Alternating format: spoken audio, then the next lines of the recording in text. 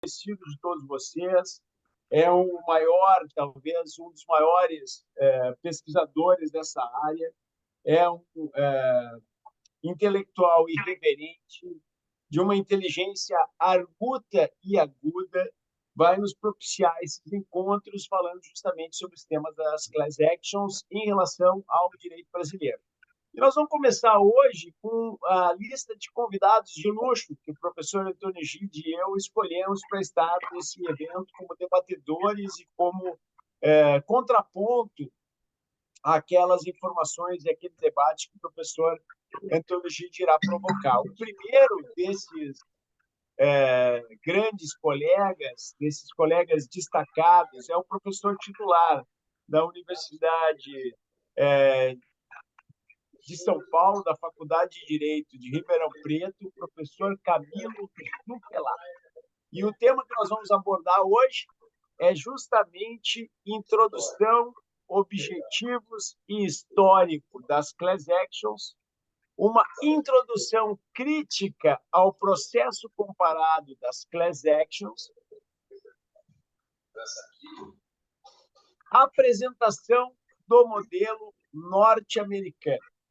E nós começamos com o professor Antônio Gide, que vai falar por volta de 1h e 15, professor Antônio Gide, depois nós passamos para os debates do professor Camilo, e aí, Gide, nós abrimos para perguntas, para leitura daquelas perguntas que vocês quiserem ir fazendo aqui pelo chat, tá? Fiquem todos muito à vontade para ir já encaminhando suas perguntas, porque às vezes surge um interesse de fazer alguma indagação e no curso da exposição você já anota ela no chat, depois nós vamos buscar essas indagações.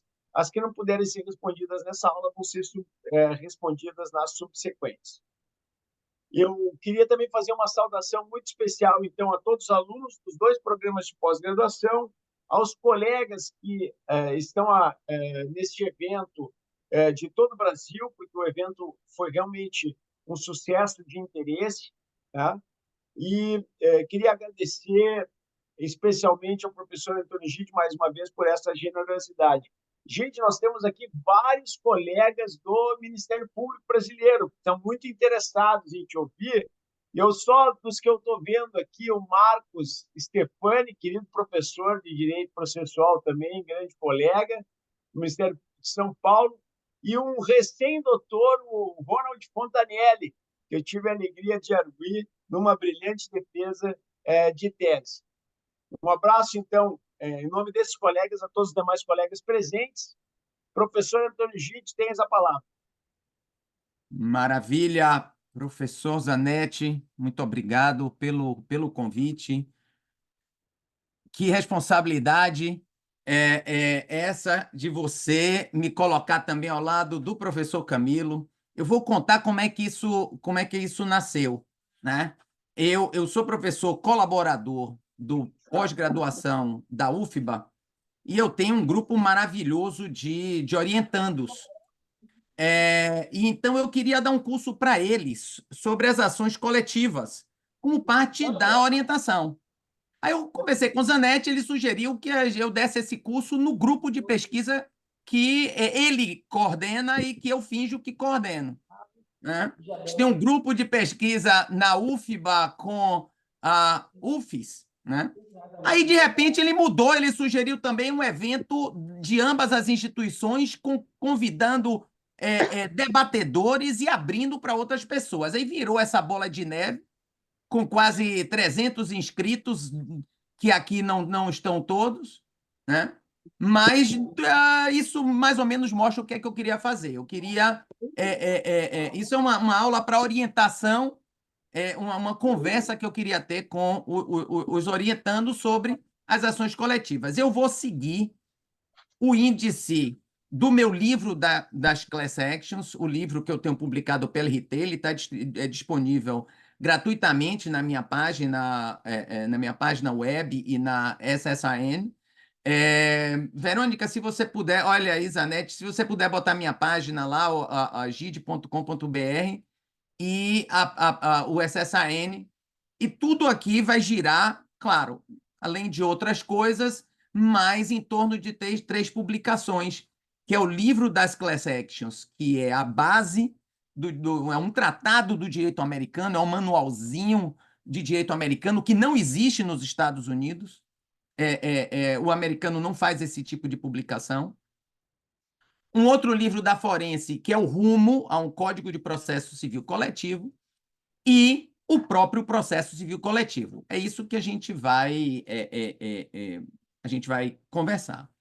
Então, eu estou entre concordar e discordar do que disse o professor Hermes Zanetti no começo, sobre as ações coletivas brasileiras não serem as mesmas dos Estados Unidos. Sim e não. Ele sabe que eu vou dizer que há diferenças, mas eu acho o seguinte, a base é a mesma. Tanto que eu acho que a tradução para o inglês de ação coletiva é class action. É a mesma coisa. Elas são diferentes, têm diferenças, mas a ação coletiva brasileira é uma class action e a class action é uma ação coletiva. Essa coisa de chamar de ação de... Eles têm ação de classe, nós temos ação coletiva, os europeus têm ação de grupo. É tudo class action, ação coletiva, é uma coisa só. Só que, e aí que eu concordo com o professor Zanetti, o nosso processo coletivo, bom como ele é, e eu vou conversar sobre isso, ele é um processo coletivo, é uma invenção de terceira mão, não é nem de segunda mão. A gente não pegou emprestado, a gente pegou emprestado de quem pegou emprestado. Aliás, a gente pegou emprestado de quem nem queria pegar emprestado, de quem pegou e jogou no lixo. Então, por isso, a nossa ação coletiva tem muito erro de perspectiva, muita invencionice, muita jabuticaba, muito entulho atrapalhando. E aqui eu me lembro de um exemplo que foi o Aleijadinho. Ele esculpiu um leão, sem nunca ter visto um leão na vida. Então, ele, coitado, era pobre, ele não tinha internet, ele não podia ir no Google Imagens. Então, mandaram ele fazer uma escultura de um leão, sem que ele nunca tivesse visto um leão. Então, o que ele fez? Ele fez um leão com cara de macaco, com patas prensas de macaco. Muta aí, por favor, Verônica, Beatriz. E o engraçado, então, ele fez essa escultura de um leão com cara de macaco, que é o que ele sabia. E o engraçado é que eu vi esse mesmo tipo de escultura numa cidade chamada San Cristóbal de las Casas, no México, no sul do México, em que a história foi a mesma. Um indígena que tinha que fazer a escultura de um leão, e ele fez a mesma coisa, com cara de macaco e patas prensas. Eu até nem sei se é porque ele não sabia o que era um leão ou se tem alguma coisa por trás disso. Porque acontecia a mesma coisa entre os indígenas do sul do México, em San Cristóbal de las Casas. Eu tenho até a foto, eu acho isso uma coisa interessante. Então, veja, eu vou explicar o que aconteceu para as ações coletivas nascerem no Brasil, tá? Então, o que aconteceu? Eu vou explicar a história depois, mas eu vou dizer a parte do Brasil. O que aconteceu foi que em 1966 houve uma explosão atômica nos Estados Unidos e as ações coletivas modernas nasceram em 1966. Aí houve uma explosão. E é isso. O Brasil, 1966, em plena ditadura, perdendo tempo com besteira, não conseguiu ouvir esse barulho, talvez pelos gritos dos torturados políticos, né? Então, mas só que essa explosão atômica foi ouvida na Itália. Ela foi ouvida na Itália. E aí os italianos disseram: que barulho foi esse? Daí que Michele Tarufo, Vittorio Dente, Capelletti e outros processualistas progressistas começaram a escrever sobre o tema. Só que estamos na Itália nos anos 60 e 70. Não tinha internet, não tinha WhatsApp, não tinha grupo de WhatsApp. Então, eles entendiam um pouco de direito comparado, entendiam muito de direito comparado, mas menos de direito americano. Falavam um pouco inglês, mas não muito contexto, nessa Itália dos anos 60 e 70. Além do que, eles eram italianos, acostumados a teorizar e classificar, coisa que o americano não fazia. Então, veja que isso não é uma crítica negativa gratuita, é só o fato. Eles são visionários, eles são os precursores que mudaram o rumo do direito em muitos países, mas essa é a realidade. Então, quando eles escreveram, nos anos 60 e 70, Tarufo foi o primeiro que escreveu. Michele Tarufo escreveu em 1968. Mas como a lei tinha nascido em 66, ele tinha usado muita jurisprudência e muita doutrina de antes de 68. Mas foi o primeiro que escreveu sobre o assunto. Não foi nem Capelletti. Foi Tarufo como aluno. Tarufo não era Tarufo. Tarufo era um aluno de direito, aluno doutorando, um pesquisador, né? Então, aí quando eles escreveram, eles fizeram barulho. Não foi a mesma bomba atômica, mas sei lá, foi um traque de massa. E nos anos 80, os brasileiros ouviram esse barulhinho, que era o reflexo da bomba atômica nos Estados Unidos. E os grandes pais do processo coletivo brasileiro, especialmente Barbosa Moreira e Ada Pellegrini Grinova, passaram a escrever sobre as ações coletivas através do espelho distorcido do italiano. Então, eles liam os italianos que estavam falando dos americanos, tanto que há muitos dos artigos dos anos 80, 78, começou tudo em 78, com Barbosa Moreira e Ada, especialmente, o Maris de Oliveira também. E eles escreviam sobre a ação coletiva pelo espelho distorcido do italiano. E quem conhece a brincadeira do telefone sem fio já pode imaginar o que aconteceu. Olha só, o americano escrevia no começo das ações coletivas modernas, nem eles mesmos ainda estavam seguros do que estava acontecendo, então eles falavam coisas inseguras, eles tentavam, tateavam. Os italianos não entendiam bem e interpretavam mal certas coisas, e o brasileiro e faziam classificações e teorizações que não existia no direito norte-americano, tanto que essa coisa de direito difuso não existe nos Estados Unidos. Se você pegar um abstract que diz diffuse rights, collective rights, não vai ser um americano escrevendo, vai ser um abstract de um brasileiro. Não, os americanos não usam isso. Então, os italianos teorizavam e tentavam entender aquela coisa interessante que estava acontecendo, e o brasileiro só olhando o italiano, sem olhar o americano, não via o americano.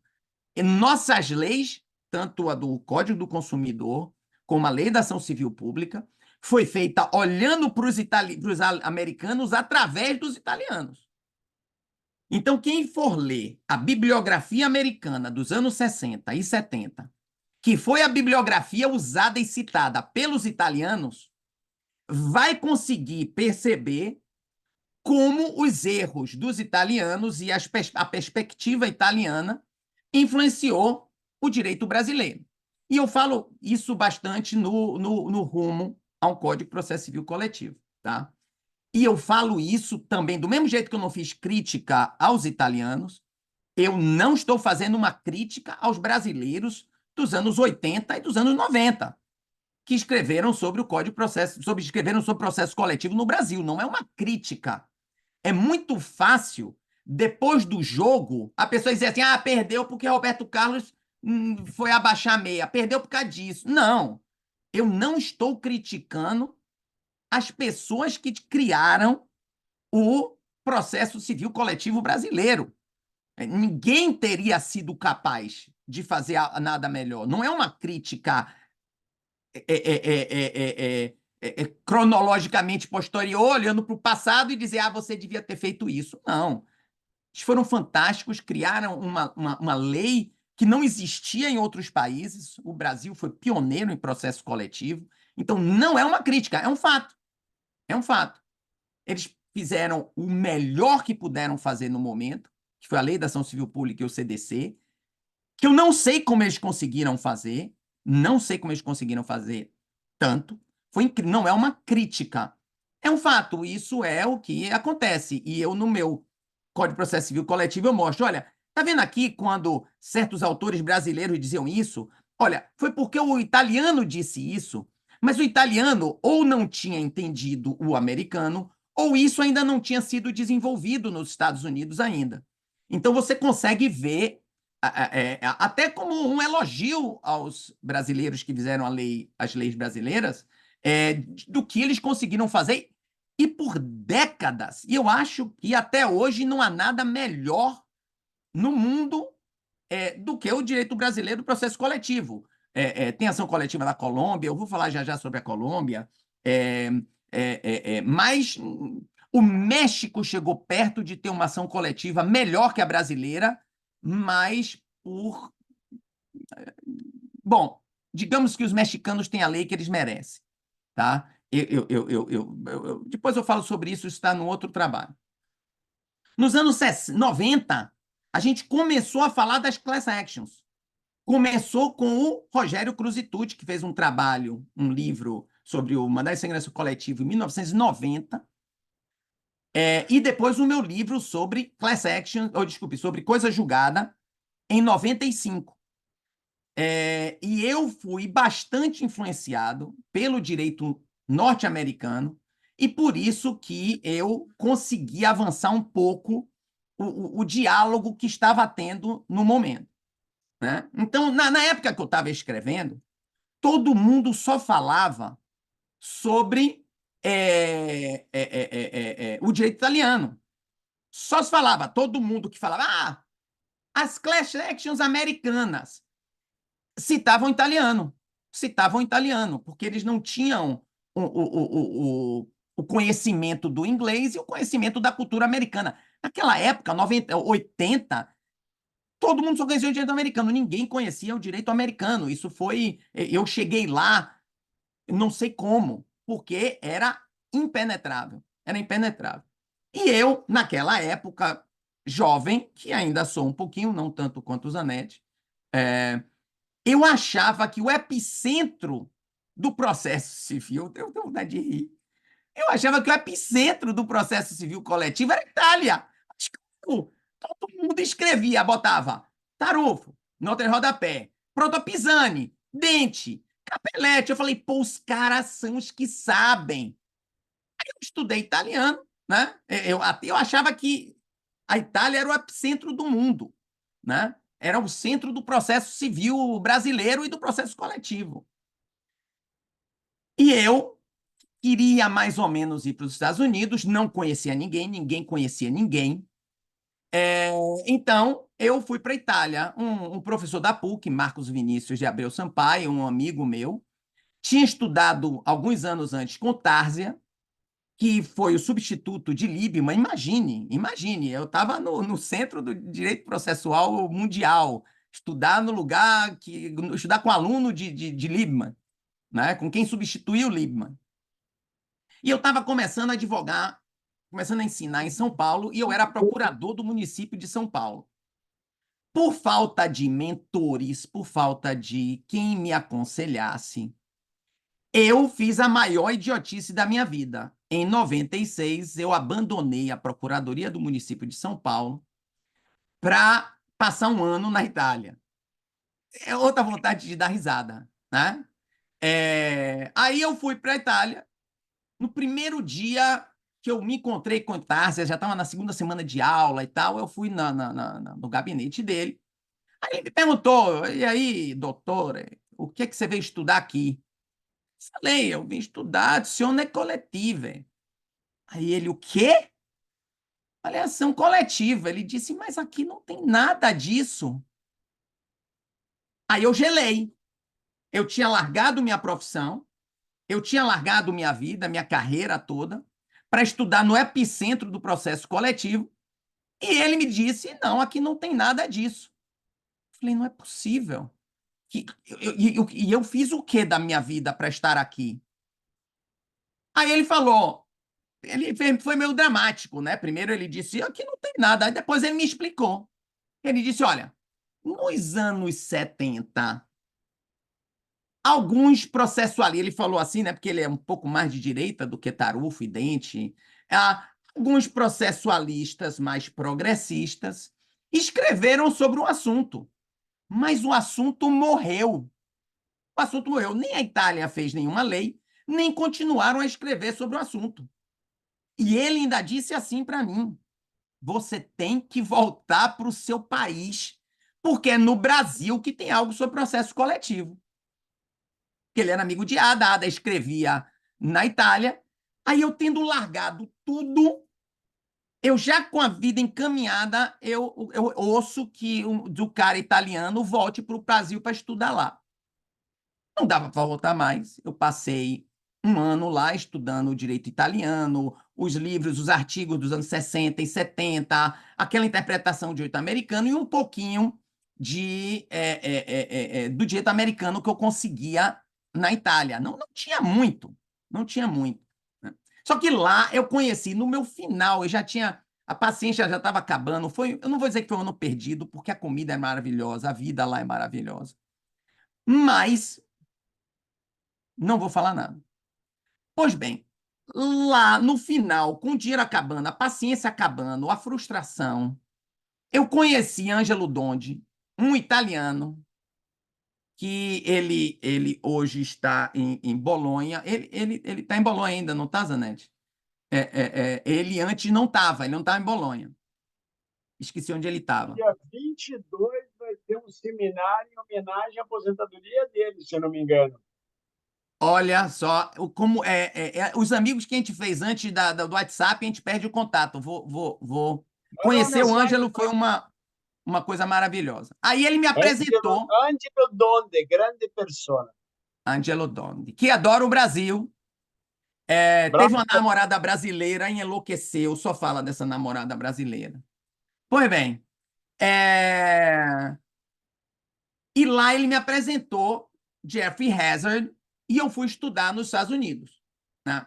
Veja, eu estou contando um pouco de causo, mas faz sentido, né? E já que eu estou contando causo, e já que esse curso é de graça mesmo, eu vou contar outro, né? Que explica mais ou menos por que que eu fiquei preso aqui nos Estados Unidos. Um dos motivos, né? O outro foi que eu tive que me exilar aqui, mas um dos motivos foi esse. É, Então, quando eu cheguei, eu estabeleci como meu tema que eu tinha que estudar sobre as class actions indenizatórias, as class actions for damages, que é equivalente ao individual homogêneo. Eu achava que era a parte mais vulnerável do nosso processo coletivo, e depois eu descobri que é a mais vulnerável em todo mundo. O europeu não tem problema com a injunctive class action, com a class action de limpar rio, a class action de mandar fazer coisa, né? Se você for ler a lei colombiana, o europeu só tem problema com a indenizatória. Se você ler a lei colombiana, ele fala sobre as ações coletivas, que são equivalentes ao difúsio coletivo. Você tem orgulho, você lê, você tem nítida impressão que aquele legislador queria resolver um problema sério da sociedade e estava trazendo soluções.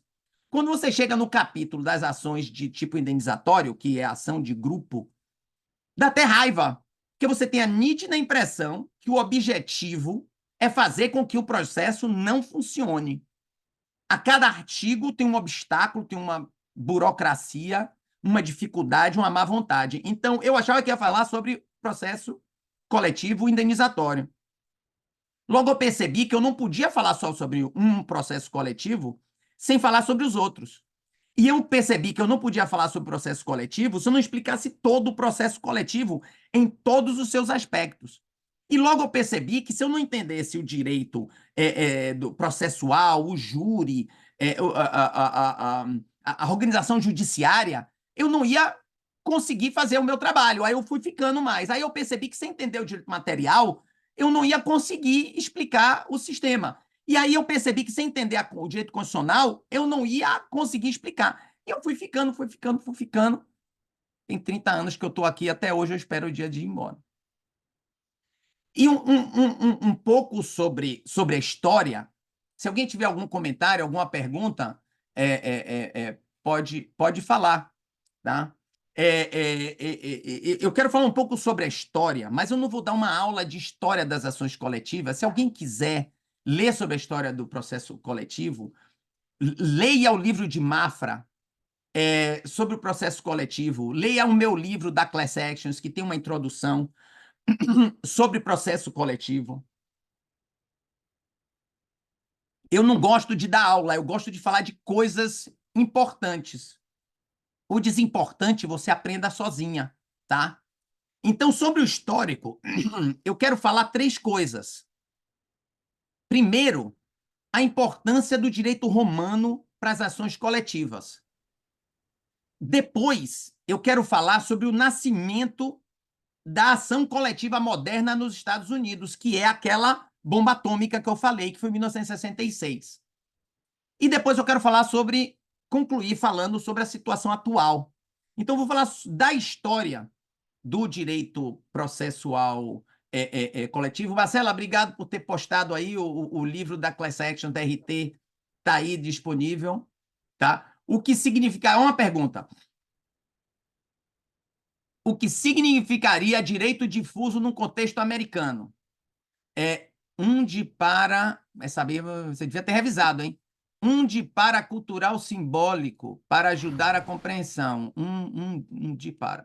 O que é que o americano pensa sobre o direito difuso? Excelente pergunta. Ele vai dizer assim, what the fuck is diffuse rights? O que é diffuse rights? Traduzindo literalmente, o que é diffuse rights? Ele vai perguntar de uma forma muito educada, né? Vai dizer, what the fuck is diffuse rights? Na tradução o que é, senhora? Ademil, senhor, Ademil senhor. O que é, senhor Ademil, diffuse rights? Ele não sabe o que é diffuse rights. Não, isso é invenção italiana. Foi o italiano. Ótima pergunta que a gente vai ver depois quando eu falar sobre os tipos de ação coletiva americana e a questão comum, na próxima aula. O italiano, que é acostumado ao direito da Idade Média, classificatório, definitório, aquela coisa dos glosadores e dos humanistas que querendo compreender o direito americano, criou essa classificação. Zanetti, você vai ter uma opinião diferente. É bom que eu tomo um chá. Eu tomo aqui o meu chimarrão.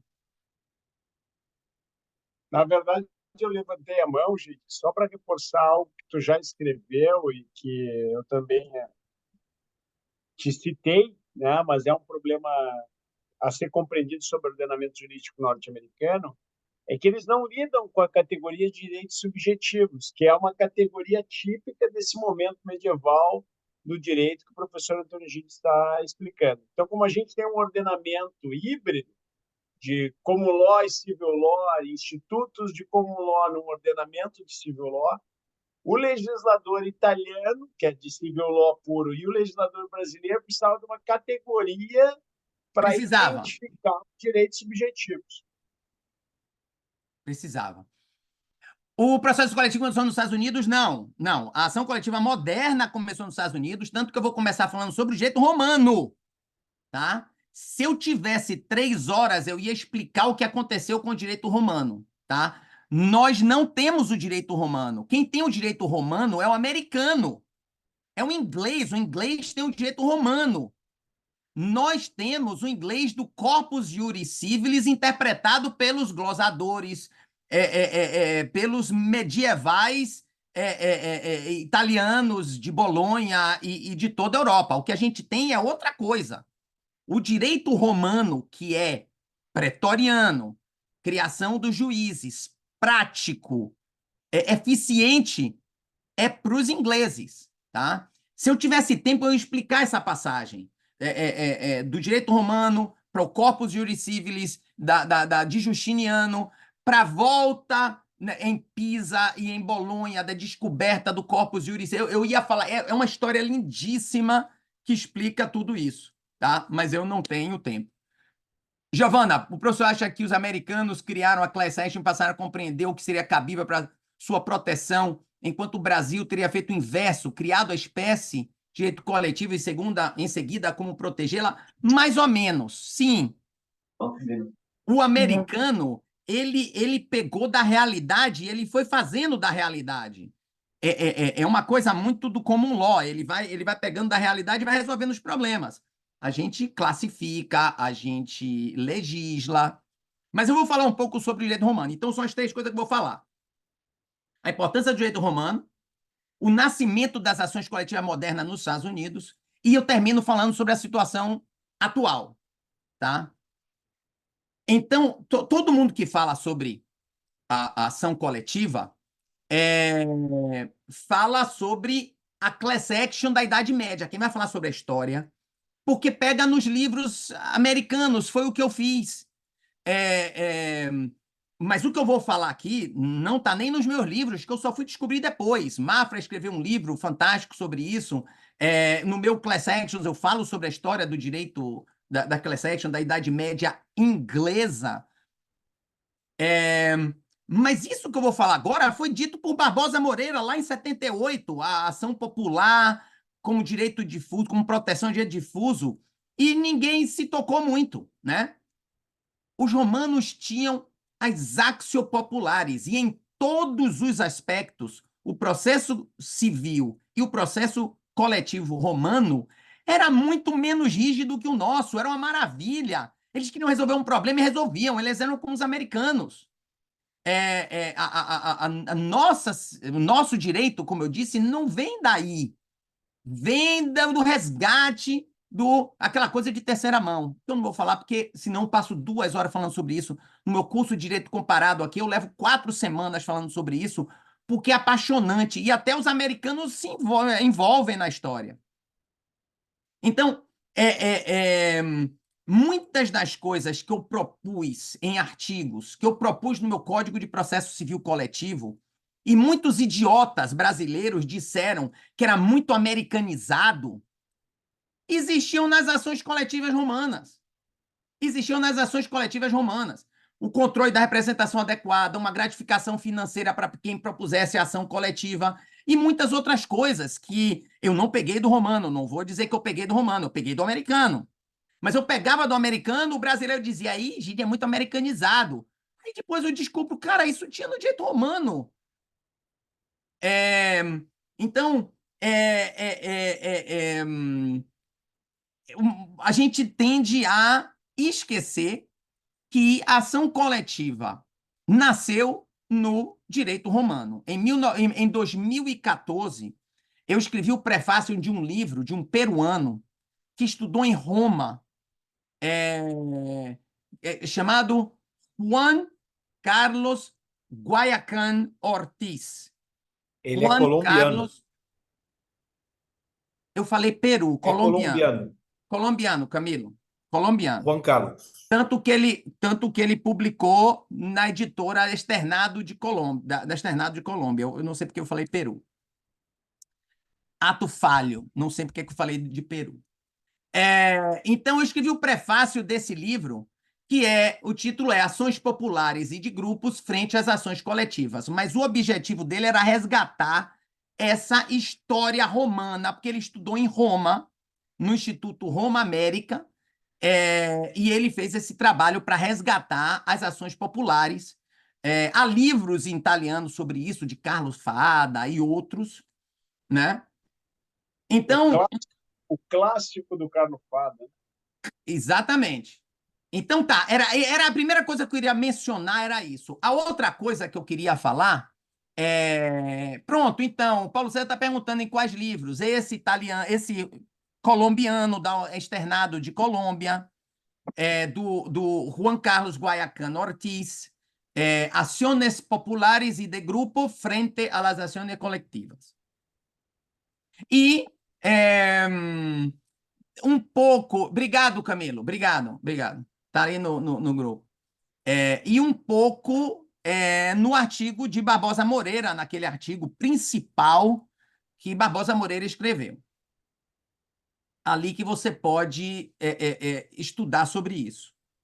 No meu rumo ao Código de Processo Civil Coletivo, eu já comecei a falar sobre isso, porque, chateado com essa acusação de ser americanizado, eu consegui descobrir que certas ideias minhas existiam no direito romano.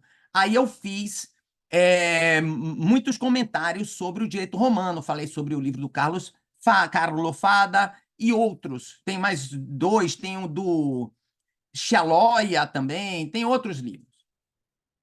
A outra coisa que eu queria falar, o outro momento histórico decisivo para nós brasileiros e para o mundo, é a criação da ação coletiva moderna em 1966, a bomba atômica que aconteceu nos Estados Unidos, né?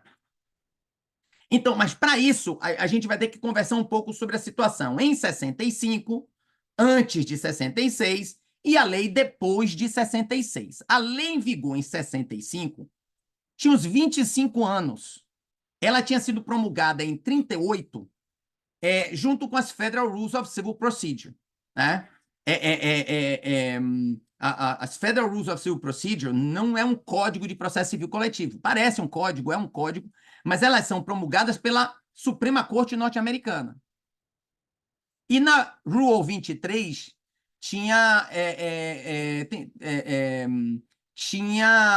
falava sobre a class action. E no meu livro sobre a class action da RT, eu tenho esse trabalho original de 1938.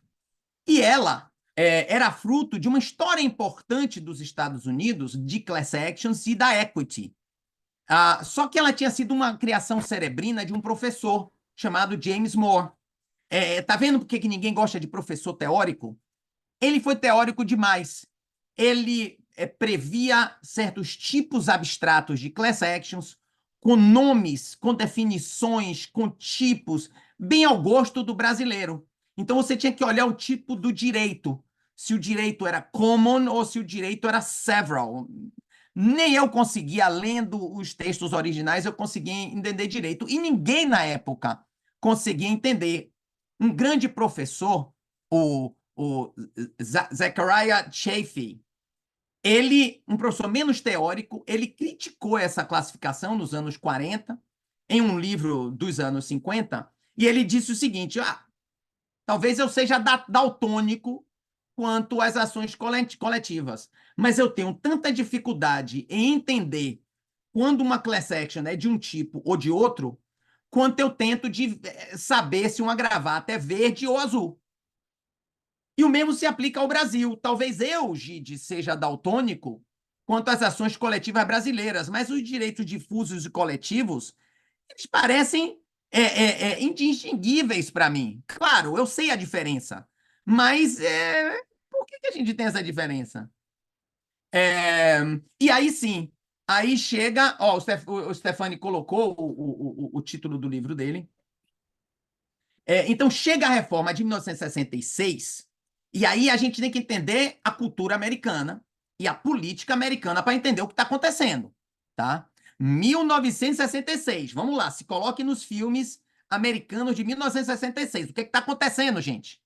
O que está acontecendo na história americana? Quem lê o livro do Jordão Violim sobre processo estrutural ou assistiu qualquer filme americano sobre racismo sabe o que eu estou falando. Tá? Era o Civil Rights Movement, né? Desculpe, o Civil Rights Movement, e estávamos vivendo a era pós-Brown versus Board of Education, tá? A gente estava vivendo uma era pós a luta de Civil Rights, ou durante as lutas de Civil Rights, mas no finalzinho. E se você parar para pensar, olha como a história é uma coisa interessante.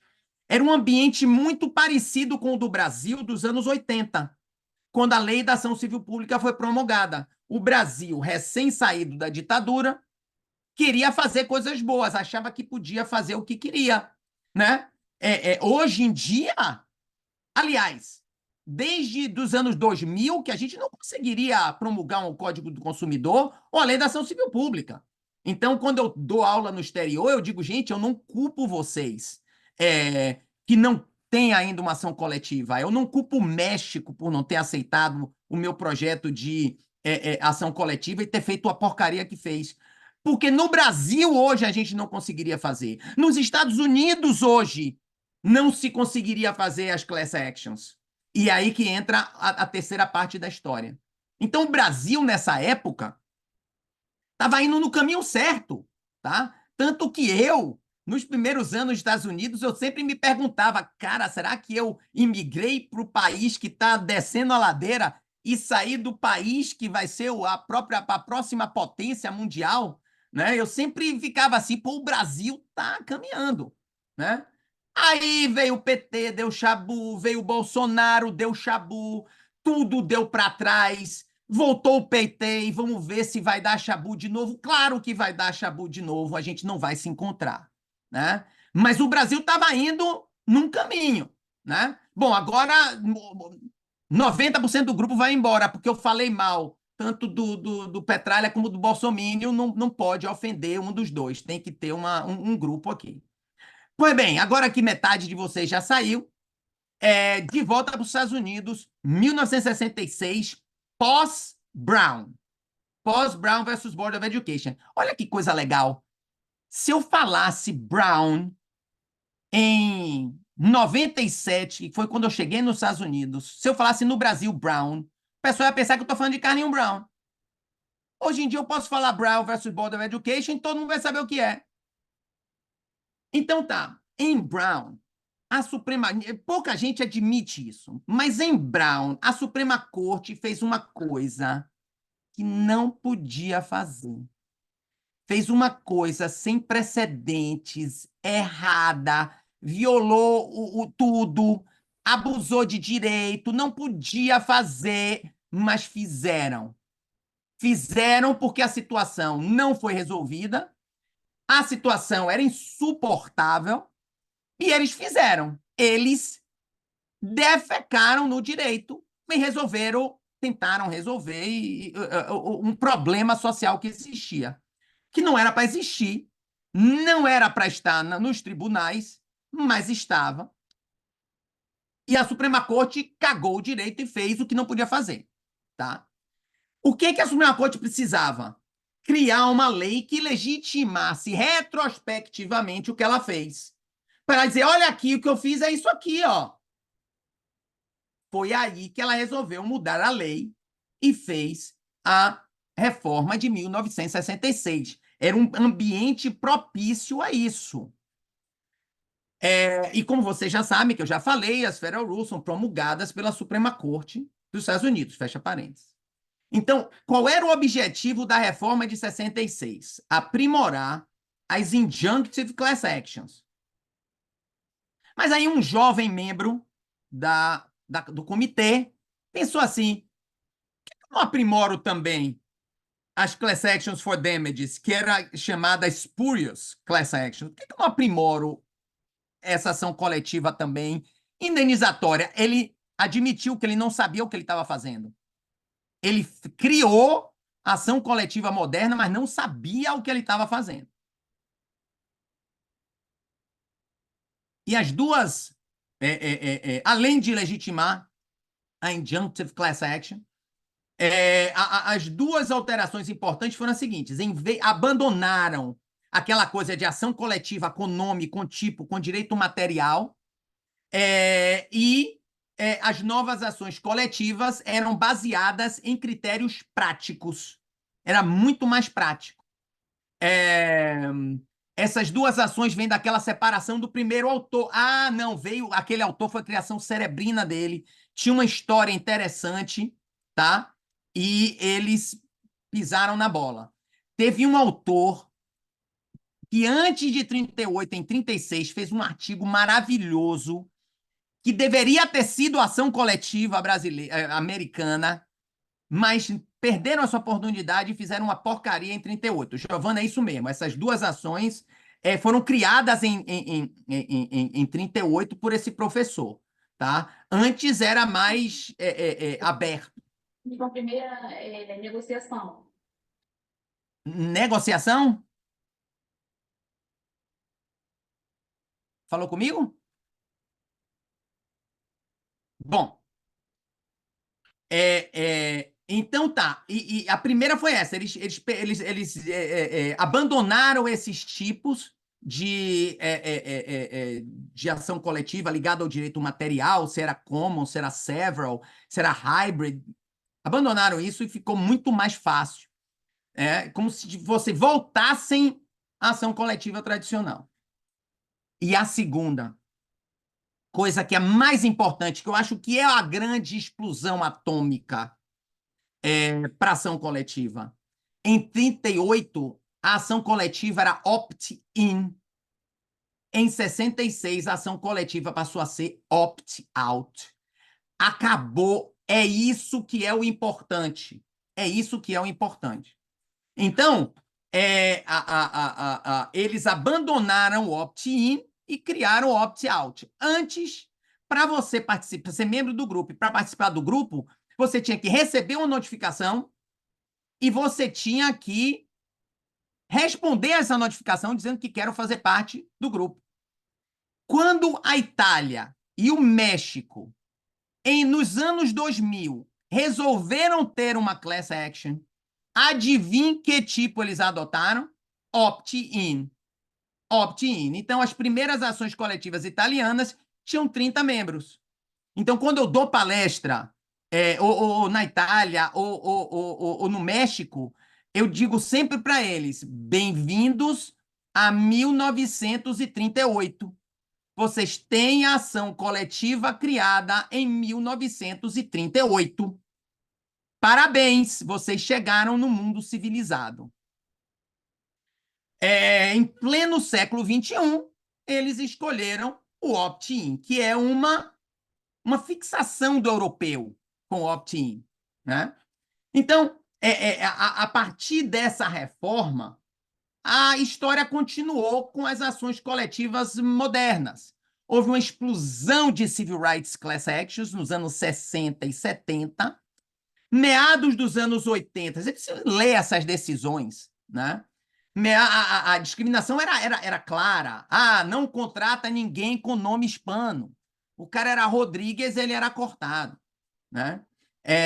Meados dos anos 80, início dos anos 90, houve uma diminuição nas civil rights class actions. Elas foram vítimas do próprio sucesso. Já não se discrimina da forma como se discriminava antigamente. Eu não estou dizendo que acabou a discriminação, mas antes era ridículo, antes era como nos filmes. Tinha escrito que não podia, a pessoa, a testemunha dizia, você perguntava, mas peraí, por que todos os brancos trabalham aqui no ar-condicionado e os latinos trabalham no sol? Porque o homem branco não ia aguentar ficar no calor e o latino está acostumado. Era o testemunho das pessoas. Não há isso mais. Não dá para você ganhar ação coletiva fácil, né? O próprio Trump foi réu numa Civil Rights Class Actions com o velho truque dos formulários em que as pessoas negras que se candidatavam a morar num coisa, eles botavam uma marquinha, né? Eu não me lembro o que era, eu acho que eles botavam C de colored, para não alugar para essas pessoas, tá? Essa é uma prática comum nos Estados Unidos. Hoje não, a discriminação é 2.0 agora, é 2.0, é 7.1. Ela é mais velada, ela é mais difícil de provar. Hoje, alguns até dizem que você tem que procurar pelo em ovo para achar discriminação. Um bom exemplo é o caso do Walmart, que é uma discriminação de mulheres no mercado de trabalho do Walmart. Se tiver interesse, eu falo sobre o Walmart na próxima aula, tá? João Berlinde está me perguntando uma coisa que eu tenho que perguntar agora. Eu tenho que responder agora. Porque ele me perguntou a diferença entre opt-in e o opt-out. Tenho que parar tudo para para responder isso, porque eu não expliquei. Eu disse, eu não sou um bom professor. Então, como é o opt-in? O opt-in, ele parte do pressuposto que você propõe a ação coletiva e ninguém é membro do grupo. A menos que o membro do grupo escreva e diga, eu quero ser parte do grupo. Então, o que é que tem que acontecer? O representante do grupo tem que fazer uma notificação, tem que escrever de uma forma que todo mundo entenda, informar que existe ação coletiva, fazer o texto escrito, dobrar o texto, fechar o envelope, botar no envelope, lamber o selo, prender o selo, colocar no correio, chegar até essa pessoa, pelo menos era assim antes da internet, chegar até essa pessoa teria que abrir o envelope, ler o envelope, entender o texto, saber que ele é membro do grupo, responder dizendo que quer participar, dobrar o papel, colocar num outro envelope, selar o envelope, colocar o selo, botar o selo no envelope e ir para o correio para dizer que quer ser membro. Então, a inércia faz com que os grupos sejam pequenos. O que é o opt-out? O opt-out é todo mundo é membro do grupo. Todo mundo é membro do grupo. A menos que você receba a notificação e escreva dizendo que você quer opt-out, sair do grupo. A inércia opera para que os grupos sejam maiores, tá? Então, em 38, os Estados Unidos criou a Opt-in Class Action e, em 66, rompeu com o opt-in, criou o opt-out e essa é a grande bomba atômica que deu poder ao processo coletivo norte-americano. Essa é a diferença entre o opt-in e o opt-out. E os europeus têm um fetiche com o opt-in, porque eles acham ninguém pode representar alguém, ser seu interesse. O europeu tem um pouco de bitolação e um pouco de interesse econômico também, para não dar poder às ações coletivas. Anete, fala aí, me ajude. Estamos aqui com o Sérgio Arenhardt. Mentira! Ih, meu Deus, É, eu tô com medo. Ó, aqui, Areate, com meu chimarrão. só para fazer o registro desse querido colega, amigo professor. Tá, Areate, eu não conheço. Quem é? Ele é ele, advogado? tá concordando com tudo que tu diz. Ele é Estudante do primeiro ano. Eu não conheço. Quem é? Essa cara advogado do povo. vermelha. Não conheço. E Deve ser queria também, novato na eu área. queria aproveitar, Gide, para te pedir, já que tu está nessa aula introdutória, tem um tema que eu acho que é bastante confuso para o brasileiro em geral, e eu acho que tu vai poder nos auxiliar bastante, e que é essa diferença entre opt-in e opt-out, que tu acabou de explicar, que realmente há uma tendência nos Estados Unidos não, uma tendência na Europa para a predominância da opt-in, as regras Estupidez. modelo, as regras modelo do direito processual europeu, do LU droit, elas permitem as duas formas, mas elas dão uma preferência para opt-in, e a diretiva recente, a 1828 da União Europeia, regulando as ações coletivas de consumidor, que finalmente admitiu ações ressarcitórias e indenizatórias, ela também prevê preferencialmente o modelo opt-in. Mas esse modelo só faz sentido quando a gente tem grupos de pessoas. Para um pouco. Não dava para te ouvir, Zanetti. Esse modelo só faz sentido, e a discussão é mais importante, quando a gente tem grupos de pessoas em que eu posso diferenciar a tutela individual, a consequência individual, que é o caso dos direitos individuais homogêneos, ou nos Estados Unidos, as Class Action for Damage, do 23, da regra 23, B3. B3. B3. No caso das mandatory class actions, ou no caso daquelas ações em que eu não tenho como diferenciar o membro do grupo, essa classificação não faria tanto sentido. Eu queria só que tu falasse um pouco da tua experiência nos Estados Unidos, talvez para nos dizer que é muito mais comum as ações coletivas para danos do que propriamente essas ações que o grupo todo é considerado como um grupo fechado e indivisível. Como essa vai ser a próxima aula, vamos deixar para depois. Eu vou falar exatamente sobre isso, tá? Mas eu posso falar, e também o opt-in, opt-out vai ser para lá. Eu quero dizer o seguinte: eu participei bem, eu fui na comunidade europeia, eu fui lá, conversei com as pessoas, fui chamado. No México, eu passei 6 a 8 meses indo toda semana no Senado. O problema é a pressão do poder econômico. Eles usam os argumentos jurídicos porque é o que o advogado vai fazer. Eles contratam advogados para dizer não pode, direito subjetivo, não pode representar um direito alheio. Mas é canalice, eles sabem que é o melhor.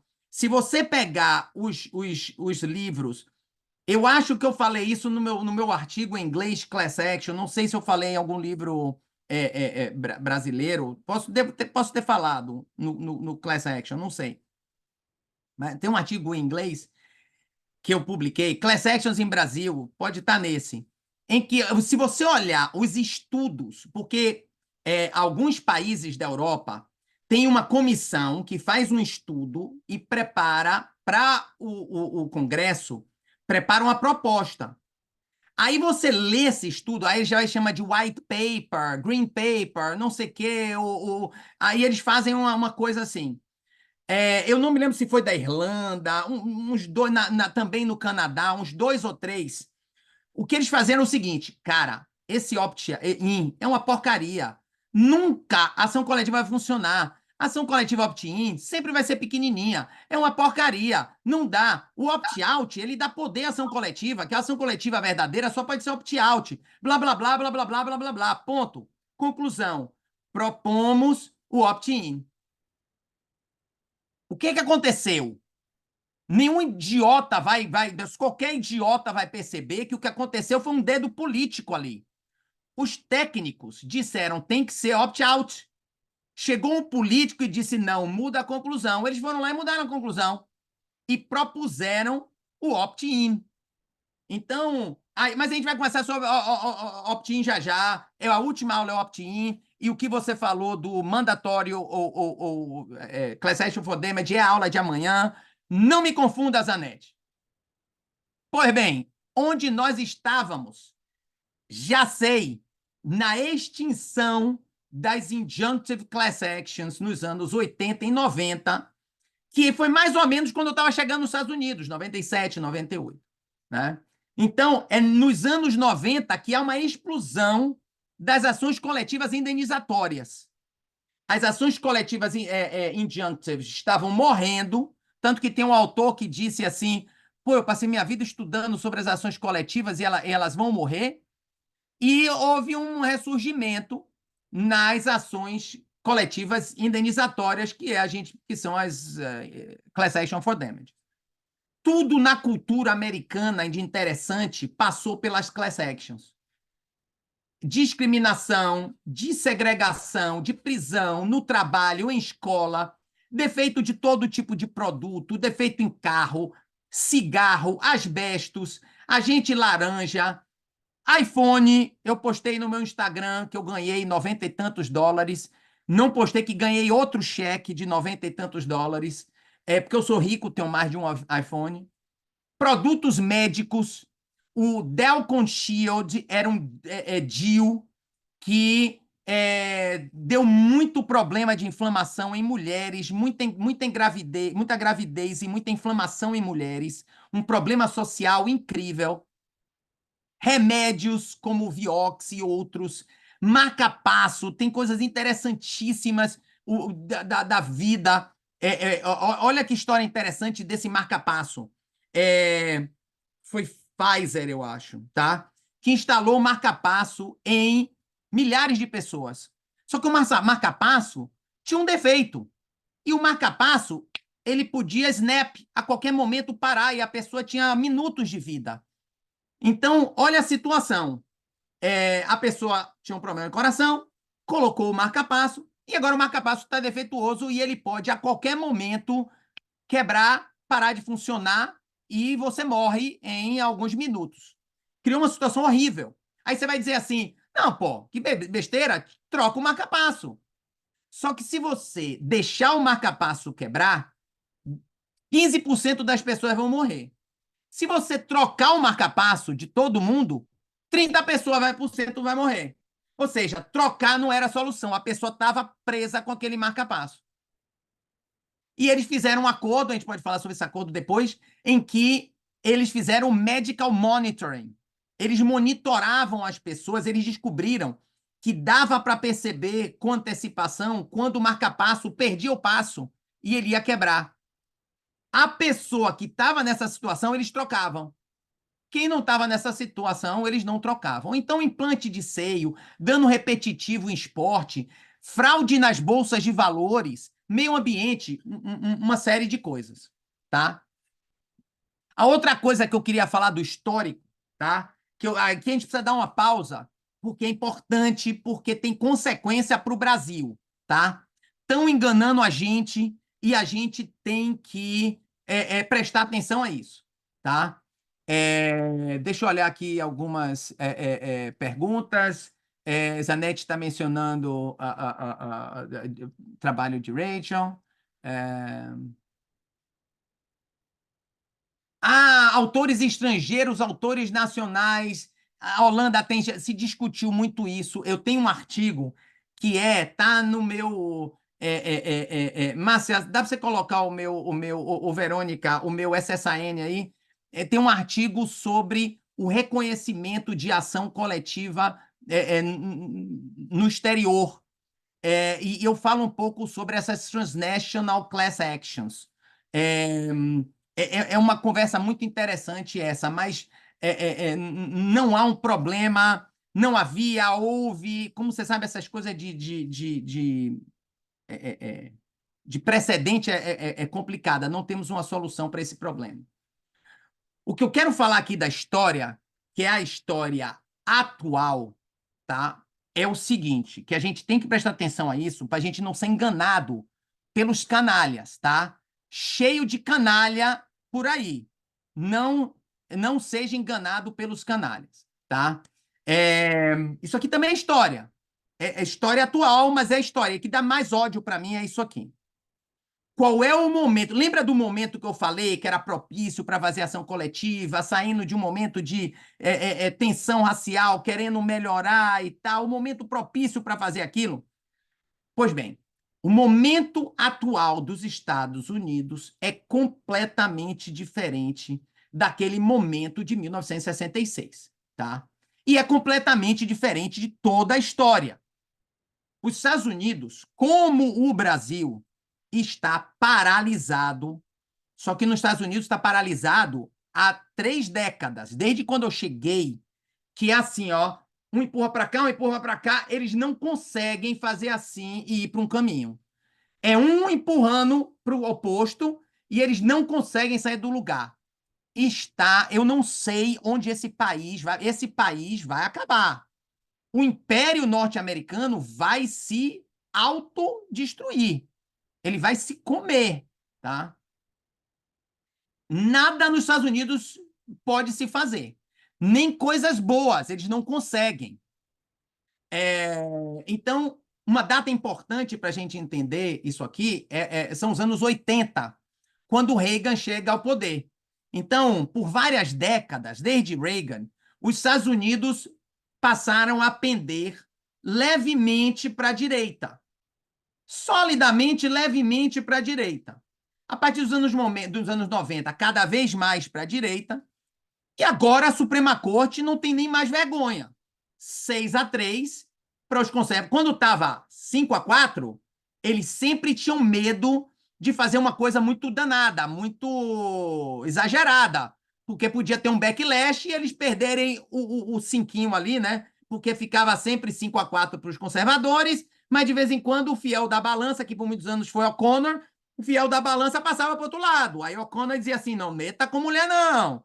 Aí ela, não faça isso, não. Então O'Connor, que era considerada a traidora dos republicanos, ela era o fiel da balança. Tanto que nas ações no Supremo Tribunal Federal, enquanto ela era o fiel da balança, os advogados ignoravam os outros ministros. Ah, Scalia, uma merda, não quero falar com você, não. Eu não quero falar com você, não. Sotomayor é assim, ó. Porque para onde Sotomayor ia, a Suprema Corte ia. Você não precisa convencer Scalia. Scalia já está convencido. Você não precisava convencer Breyer. Breyer estava convencido. Então a direita e a esquerda estavam lá. Então você tinha o fiel da balança. Hoje eles estão 6-3, sólidos. Quem de vez em quando mudava era Robert, né? Mas então, agora a Suprema Corte está firme, mas e os conservadores odeiam as ações coletivas porque eles estão firmemente no campo das grandes empresas. Talvez isso mude, porque com Trump o conservadorismo mudou para ser populista, mas as pessoas. Trump é populista, mas os conservadores não são. Eles aproveitam que Trump é populista, que pensa no povo e tal, mas os conservadores são aqueles antigos que odeiam Trump e que só pensam nas empresas, né? Então, deixa eu explicar o que acontece aqui, que eu percebi isso desde que eu comecei a perceber os movimentos políticos aqui, né? O que acontece? A cada ano, o Supremo americano, antes, agora não, agora eles vão lá e tiram o aborto. Antigamente tiravam aos pouquinhos. Olha, não pode aborto aqui. Daqui a 2 anos, não pode aborto aqui. Aí, que você vem 10 anos, acabou o aborto. Hoje não. Hoje está 6-3. Mas logo quando eu cheguei era assim. A cada ano era uma decisão direito material que apertava o seu direito e uma decisão direito material que apertava o seu direito processual. Aí no outro ano, 2 decisões de direito material que te dificultava a vida e 2 decisões e isso em tudo, em tributário, em discriminação, em direito de tudo.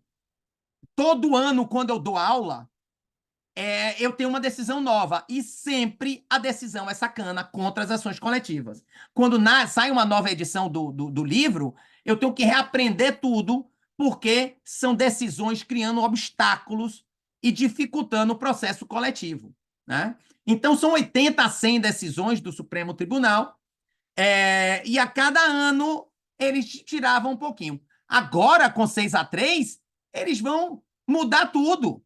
Eles vão mudar tudo. Os livros de direito constitucional vão ser completamente reescritos. Em 10 anos, acabou. O direito vai ser outro completamente, né? Agora, o que é que eu quero falar que é importante? Alguns turistas comparatistas, alguns brasileiros vêm passar uma semana aqui nos Estados Unidos, passam um par de meses e voltam para o Brasil falando bobagem. Aí eles falam assim, gente, nem os americanos gostam de ações coletivas mais. Isso é coisa do passado. Os americanos, eles não querem mais as ações coletivas, não, gente. E por que a gente está preocupado com ação coletiva? É isso que me dá raiva, tá? Essa falta de contexto, essa falta de perspectiva, que é metade burrice, metade canalice. Eu não sei onde acaba um, começa outro, né? É gente com interesse político, é gente querendo ser ministro do Supremo, é gente com interesse econômico, é gente que se vende, não dá para confiar nesse povo, tá? Então, para você compreender o direito americano, você tem que olhar para o contexto social, você tem que olhar para o contexto político, o contexto econômico dos Estados Unidos e comparar com o contexto do Brasil. É aí que a gente interpreta o que acontece. Então, a decisão americana quase sempre tem um voto vencido.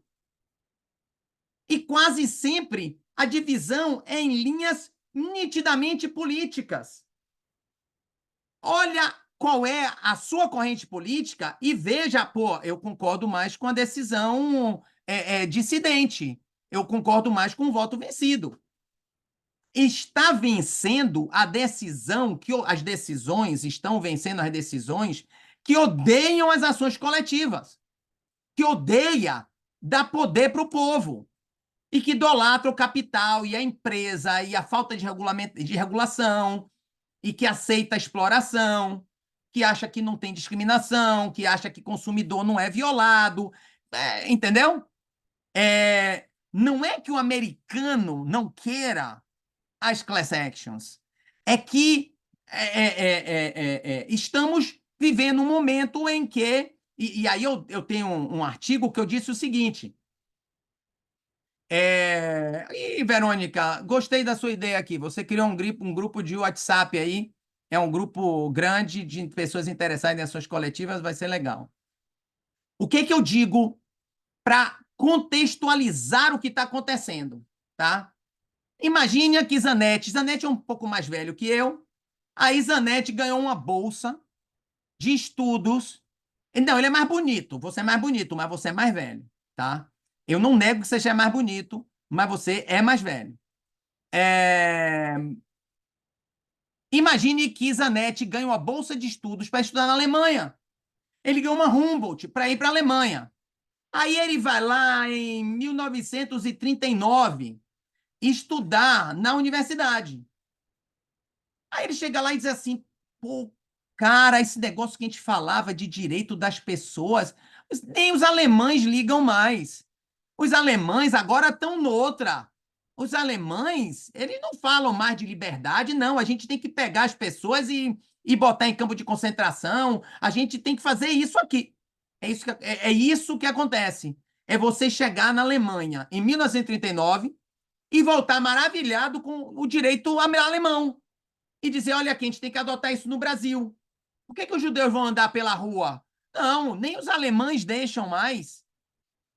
É mais ou menos o que acontece se você chegar. Claro, devido às proporções, gente, eu não estou dizendo que é a mesma coisa que nazismo, não é isso que eu estou dizendo, tá?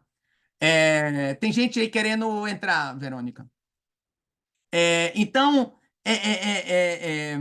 é mais ou menos como você chegar num país que está em decadência, que está com uma corrente política contra as ações coletivas, e você dizer assim, ah, não, então realmente o americano não gosta mais. E é isso que me dá medo, porque tem gente de poder, gente que participou de projeto de ação coletiva, dizendo que a ação coletiva não existe mais nos Estados Unidos e ninguém gosta mais das ações coletivas nos Estados Unidos. Zanetti, eu tenho medo de ter passado muito. Quero ouvir Camilo, quero ouvir você. Se tiver pergunta, tem aqui algumas, a gente pode falar depois, mas eu quero ouvir Camilo. Camilo, Zanetti, passo a palavra para você botar ordem nessa zorra aí. Muito obrigado, professor Gide. Como sempre, um estilo marcante de exposição que nos encanta a todos. Está todo mundo aqui com muitas ideias, muitas anotações. O tema realmente é interessante e nos provoca altas indagações. E para que a gente possa continuar, eu vou passar então a palavra ao Camilo Zufelato, querido colega, professor titular da Faculdade de Direito de Ribeirão Preto, da USP. Camilo, bola contigo. Obrigado, meu amigo. Eu quero te agradecer, em primeiro lugar, pelo convite de participar dessa interessantíssima iniciativa que você e o Gide tiveram em transcender o que seria uma conversa de orientação dele com todas as pessoas que podem aqui estar aprendendo sobre class actions no direito norte-americano, mas também, que é o que eu gostaria de fazer aqui, um pouco de uma interlocução com o processo coletivo brasileiro. Então, muito obrigado, parabéns pela iniciativa.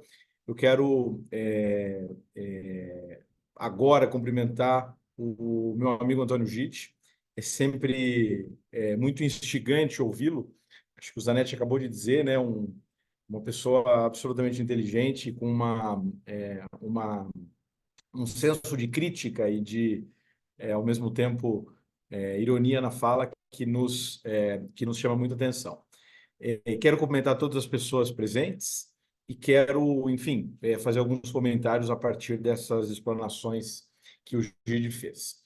Eu quero começar do final, porque, como eu disse, né, eu quero tentar fazer aqui uma leitura um pouco brasileira, porque é óbvio que em relação ao direito norte-americano, acho que não tem nenhum brasileiro, sobre class action no direito norte-americano, não tem nenhum brasileiro, se a gente pode ainda chamar o Gide de brasileiro, acho que sim, né, 30 anos nos Estados Unidos, um ano com Tartessia, né, mas enfim, acho que tem poucos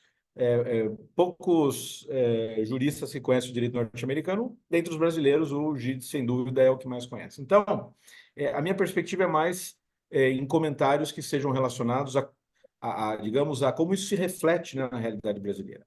E acho que tem um ponto que eu queria, por isso que eu disse que eu queria começar do final, que está relacionado a esta capacidade institucional, política, econômica que o processo coletivo tem.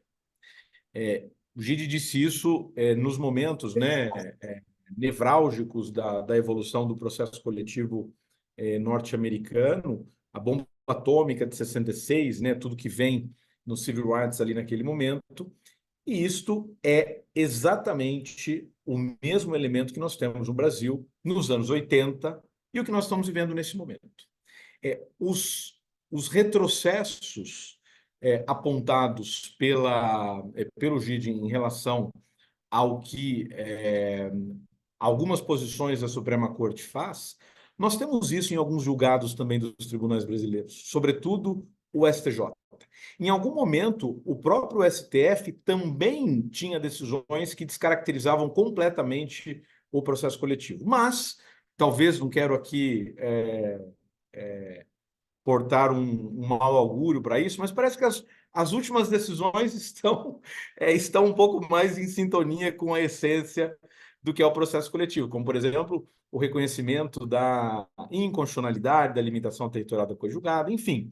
Mas eu acho que aqui tem um ponto muito importante, e acho que a gente tem que ficar muito atento a isso, porque no Brasil, embora nós estejamos vivendo, na minha opinião, um certo movimento de reconhecimento desta força do processo coletivo, na jurisprudência, a gente tem um movimento, veja que coisa interessante, que é oriundo do próprio Poder Judiciário, pensando no CNJ, no Conselho Nacional de Justiça, com um projeto de lei, ou seja, o Poder Judiciário tentando atuar no Poder Legislativo para impor um enorme retrocesso ao processo coletivo. Então, acho que fica plasmada em toda a fala do professor Antônio Gide a dimensão política que está por trás desse instrumento, seja a class action norte-americana, seja o processo coletivo brasileiro, e por isso que eu acho que é importante deixar claro isso numa aula de abertura desse tipo de curso.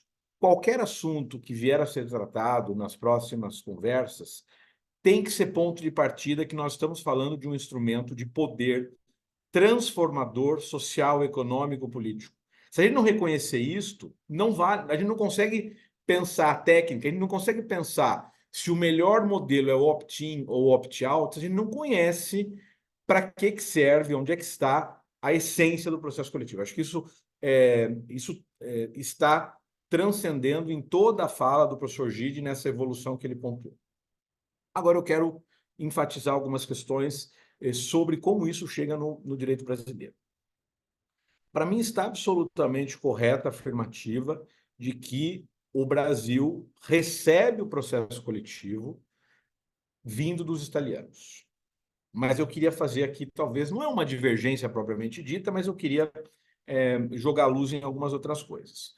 Porque, de fato, os primeiros italianos que começam a olhar para o processo coletivo o fazem nos anos 60, logo após a 66, né, a regra 23.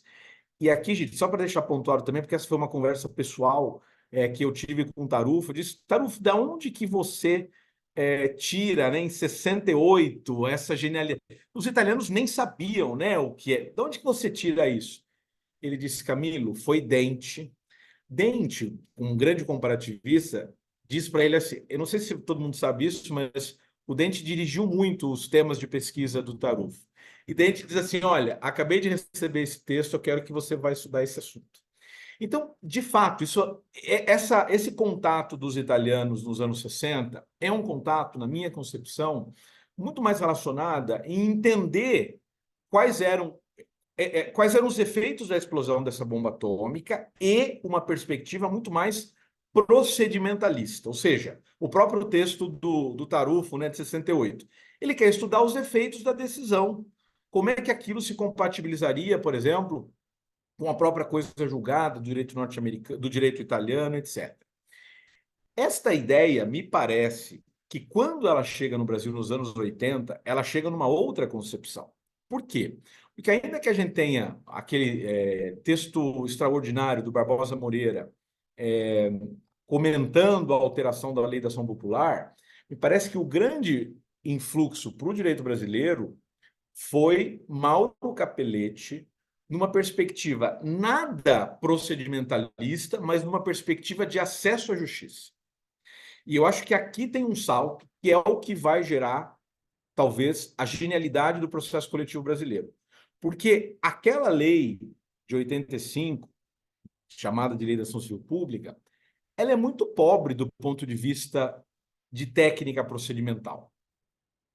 A gente copiou algumas coisas da Lei da Ação Popular, acho que é importante deixar claro isso, a gente copiou muita coisa da Lei da Ação Popular, a gente desconfiava dos advogados, desconfiava da sociedade civil, desconfiava de uma série de coisas, mas eu acho que abre ali uma perspectiva que nem os italianos não tinham tido ainda, que é, nós precisamos aumentar o acesso à justiça. E é uma preocupação que ainda é, na minha concepção, a pedra de toque do aprimoramento do processo coletivo. Nós não estávamos preocupados naquele momento, e aqui o Gide tem total razão em relação a isso, e Sérgio Arenhardt está aqui, também tem um livro extraordinário sobre isso, não era uma preocupação nos anos 80 a tutela dos interesses individuais, que depois são conhecidos como individuais homogêneos. Por quê? Porque imagina o Brasil dos anos 80, nós tínhamos poucas ações, nós tínhamos poucos danos massificados que hoje seriam conhecidos como violação a direitos individuais homogêneos. Mas nós tínhamos um meio ambiente extraordinariamente rico, nós tínhamos uma tutela, uma necessidade de tutela do patrimônio histórico, turístico, etc., que eram muito importantes. Então, me parece que o que guia, ainda que a gente tenha sido conduzido até esse lugar pelas mãos dos italianos, eu acho que aqui tem um dado que é bastante original, que é o seguinte: nós precisamos tutelar. Isso está no texto do Barbosa Moreira, isso está na essência da nossa Lei da Ação Civil Pública. Nós precisamos ampliar para alguns direitos, novos direitos que estão surgindo, que precisam de tutela e que nós não temos. E é só depois desse movimento. E aí, importante deixar claro isso também, né? Porque isso começa no início dos anos 80, Lei de Ação Civil Pública 85. Esse movimento é tão rápido, que na segunda metade dos anos 80, a gente já precisa atualizar esse processo coletivo. E, Gide, dando um pitaco aqui no que você falou também, que para mim isso é muito extraordinário, e conversando com os autores do projeto, tanto da Lei da Ação Civil Pública quanto do Código de Defesa do Consumidor, todos eles são unânimes em dizer que nós só foram aprovadas essas leis porque ninguém sabia o que estava sendo discutido. Porque se soubessem, é claro que o poder econômico não ia permitir essa aprovação. Assim como hoje a gente enfrenta. Hoje, como se sabe, nós encontramos resistência na jurisprudência, nos projetos de lei e assim por diante. O fato é que, me parece que, nesse primeiro momento, quando a gente tem assentada a tutela de direitos que, na nossa expressão, são considerados direitos indivisíveis, nós precisávamos avançar para os individuais homogêneos. E aqui, vou tentar interpretar também esse movimento legislativo dos anos 80. Como o contexto social, político, econômico era muito diferente do nosso de hoje, e era muito diferente do norte-americano. Porque a economia norte-americana, já muito pujante, tinham vários conflitos de dimensão massificada. Nós não tínhamos nem relação de consumo. E aqui, de novo, a ideia, que me parece que era essencial para essa década de 80, que era o sacrossanto direito de acesso à justiça. Então, como é que a gente explica o indivíduo podendo propor a sua ação individual paralelamente à existência da coisa-julgada, à existência da ação coletiva. Como é que a coisa-julgada coletiva pode se sobrepor ou só pode beneficiar o indivíduo? Porque nós tínhamos um apelo, digamos assim, a uma dimensão individual de acesso à justiça, que naquele momento fazia muito sentido. Talvez hoje não faça mais. Por quê? Porque a sociedade brasileira também se alterou. Então, para dizer que acho que nós chegamos até esse lugar conduzidos pelos italianos, mas acho que a gente tem uma contribuição muito original nesse sentido e que hoje, você também disse isso muito bem, a gente não pode julgá-los com os olhos de 2024, mas acho que aqui está um ponto que a gente precisa avançar. E ainda sobre isso, eu também queria fazer uma defesa do porquê que a gente precisa, ou melhor dizendo, porquê que a gente precisou, em 1990, criar a categoria dos difusos coletivos individuais homogêneos.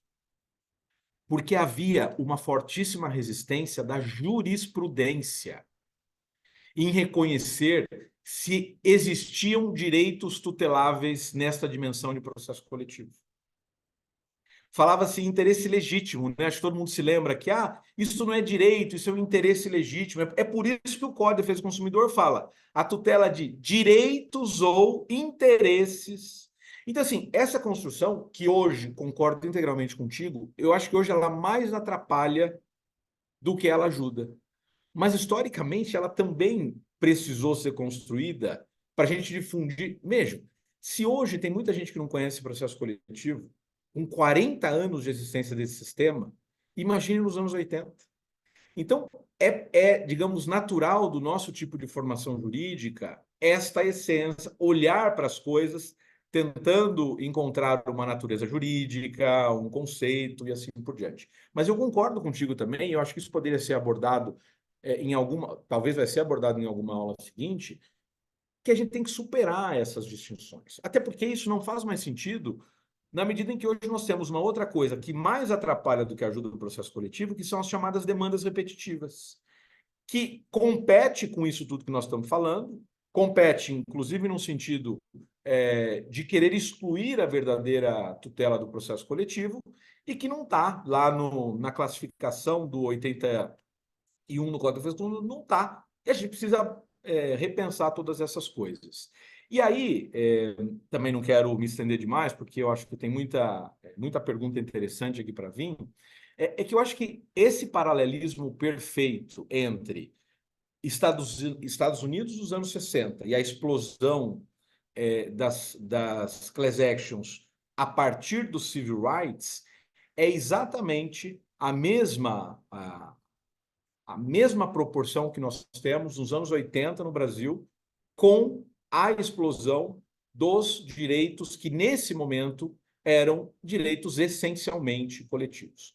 Acho que a gente, depois, precisa avançar, e eu não sei se a gente vai ter tempo de falar aqui sobre isso, que é talvez o ponto mais débil desse surgimento do processo coletivo brasileiro, que é a tutela, que é as ações coletivas ressarcitórias, ações coletivas for damage, digamos assim, pensando nesse modelo norte-americano, porque acho que a gente não estava preparado para isso naquele momento, mais uma vez, porque isso não era da nossa, digamos, uma característica da sociedade brasileira daquele momento, e o é hoje.